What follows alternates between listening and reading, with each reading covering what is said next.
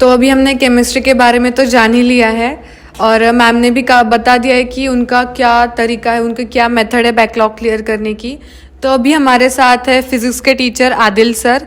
तो अभी हम उनसे पूछेंगे कि उनका क्या मेथड है फिजिक्स पढ़ाने का। तो सर आपका क्या मेथड है पढ़ाने का फिजिक्स?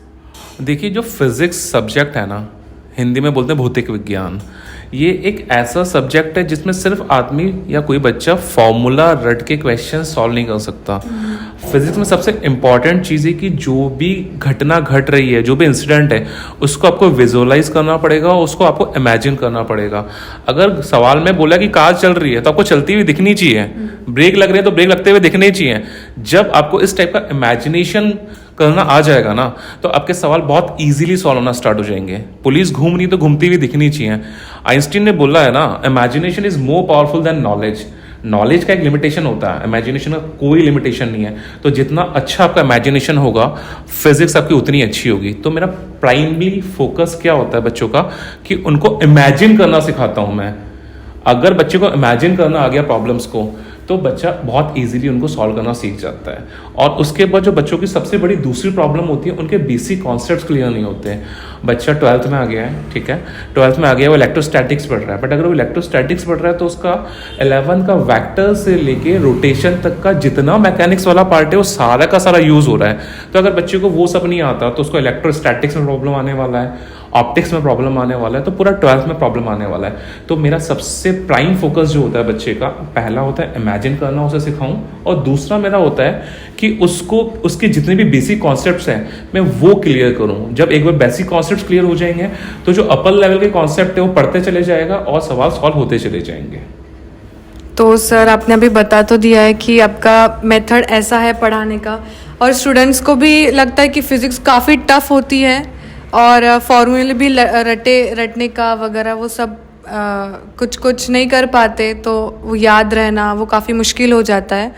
तो सर बस ये आखिरी क्वेश्चन है आपसे कि आप बच्चों को, मतलब बच्चे डिमोटिवेट हो जाते हैं बीच बीच में फिजिक्स को लेके या फिर फिजिक्स ड्रॉप कर देते हैं, तो आपका इस पे क्या कहना है?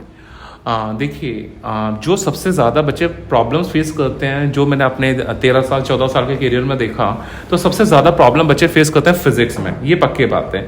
और फिजिक्स में जो प्रॉब्लम फेस करते हैं वो, जैसा मैंने अभी आपको बताया, सबसे इंपॉर्टेंट चीज़ होती है वही वो इमेजिन नहीं कर पा रहे होते हैं। तो एक बार मेरा प्राइम मोटिव वही था जो मैंने आपको बताया।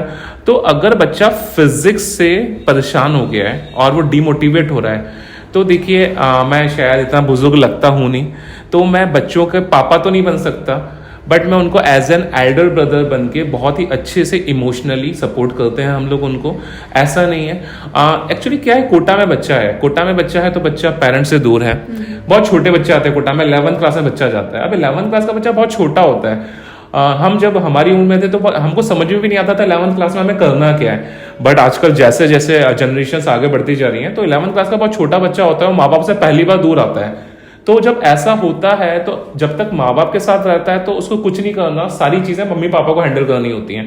कोटा आता है, मम्मी पापा साथ में नहीं है, अकेला पड़ गया, दोस्त हैं, कभी दोस्तों से लड़ाई हो गई, कभी पढ़ाई का प्रेशर आ गया, तो ये सारे जितने भी एनवायरनमेंट की वजह से जो उस पर इफेक्ट आते हैं, उसका सिर्फ और सिर्फ एक ही सॉल्यूशन होता है कि बच्चे को आप पूरा इमोशनली सपोर्ट करिए, साथ में उसका बड़े भाई बन के उसको सपोर्ट कीजिए। उसकी कोई प्रॉब्लम्स हैं, चाहे वो उसकी पर्सनल प्रॉब्लम्स हो, सब्जेक्ट रिलेटेड प्रॉब्लम्स हो, सबको आपको ध्यान से सुनना है। आपको एक गुड लिसनर होना जरूरी है, आप उन्हें ध्यान से सुनिए और जितना कोशिश हो सके उनको सॉल्व कीजिए। तो मेरा तो यही है कि बच्चे की प्रॉब्लम सॉल्व करो, सब्जेक्ट से रिलेटेड, पर्सनली जो भी है, एक पेरेंट की तरह, बड़े भाई की तरह उसको सपोर्ट करो, और साथ में फिजिक्स अच्छे से अच्छा पढ़ाओ, उसके सारे बेसिक कॉन्सेप्ट क्लियर करो, उसके सारे मॉड्यूल्स के सवाल बताओ उसे। अगर कोई भी डाउट है तो उसको, जब तक बच्चे के डाउट्स बने रहते हैं तो उसका सब्जेक्ट वीक रहता है। ज्यादातर बच्चे क्या गलती करते हैं, ज्यादातर बच्चे ये गलती करते हैं कि शीट तो सॉल्व करते हैं, अब शीट में सपोज 100 क्वेश्चन है, 100 क्वेश्चन में से 80 क्वेश्चन उसने कर लिए और 20 क्वेश्चन उसके रह गए। बट अगर वो 20 क्वेश्चन जो उसके डाउट्स हैं, अगर वो डाउट्स क्लियर नहीं कर रहा है, तो उसके जो कॉन्सेप्ट्स हैं वो कॉन्सेप्ट्स मिस हो गए बीच बीच में, तो उस मिसिंग कॉन्सेप्ट्स की वजह से क्या होता है, उसका सब्जेक्ट वीक होता चला जाता है। तो सबसे जरूरी है उन डाउट्स को क्लियर करना और बच्चे के सारा का सारा पूरा का पूरा कॉन्सेप्ट क्लियर करना। तो सर ये आपका काफ़ी अच्छा है कि आप एटमॉस्फेयर ही ऐसा रखते हो फ्रेंडली, तो बच्चे भी विदाउट प्रेशर यहाँ पे पढ़ सकते हैं। हाँ ये है, कभी आप कैटलाइजर्स का क्लास ज्वाइन कीजिएगा तो आपको पता चलेगा जो मेरी क्लास का एटमॉस्फेयर होता है वो एकदम हेल्दी और एकदम फन लविंग एटमॉस्फेयर होता है। मेरा फिजिक्स, ऑलरेडी बच्चा फिजिक्स में परेशान है, पर अगर मैं भी फिजिक्स को एकदम भूत बना के, हवा बना के उसे पढ़ाऊंगा तो बेचारे को वैसे ही समझ में नहीं आएगी। तो मेरी कोशिश यही रहती है कि एकदम हेल्दी और एकदम फन लविंग एटमॉस्फेयर रखूं मैं, एकदम कॉमिक वे में बच्चों को फिजिक्स समझाऊं और बहुत अच्छे से समझ में आती है ऐसे। तो सर यही चाहिए स्टूडेंट्स को। एंड थैंक यू सर, बहुत अच्छा लगा आपसे बात करके। Thank you so